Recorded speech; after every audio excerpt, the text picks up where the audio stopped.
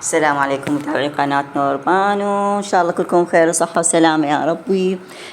هذه نتائج الصف السادس الدور الثاني مدرسة النبأ العظيم، والحمد لله والشكر كل اللي امتحنوا بالدور الثاني البنات ناجحات بدون استثناء، كلكم ناجحين. هاي درجاتكم، هاي أسماءكم، وألف ألف مليار مبروك إلكم، وإن شاء الله يا رب نشوفكم دائما متفوقات وبأحسن حال.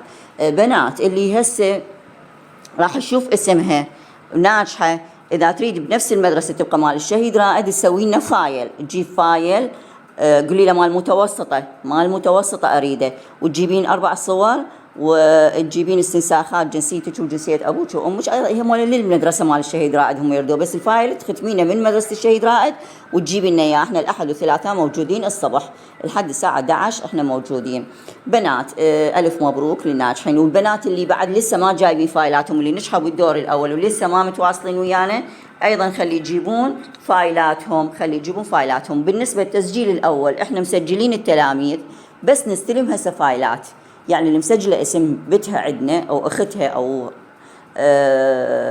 يعني اللي على واقعنا تجيب فايل أيضاً باستنساخات جنسيتها وجنسية أبوها وجنسية أمها وبطاقة السكن و4 صور وبطاقة مدرسية. هاي الأول ابتدائي، إحنا المتوسطة ما نريد بطاقة سكن، إحنا عندنا العفو البطاقة المدرسية، عندنا البطاقة المدرسية مالتهم ونعطيها نسخة من النتيجة مالتها والوثيقة ونوديها إحنا لمدرسة الشهيد رائد.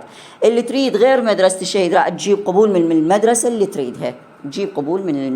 اللي تريدها، بنات الدوام بعد الدور الثاني يعني 20/9 تقريبا أو 22/9 أو يلا يبدي دوام من الأول للخامس. امتحانات الأول من الأول للخامس تبدي إن شاء الله يوم 15/9 أكثر شيء.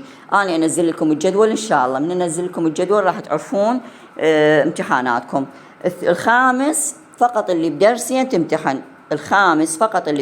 تمتحن، الرابع لا، اللي امتحنت ووقعت ب3 دروس ب4 تمتحن أو بكلهن تمتحن، بس إذا غايبة ما امتحنة لا ما تمتحن.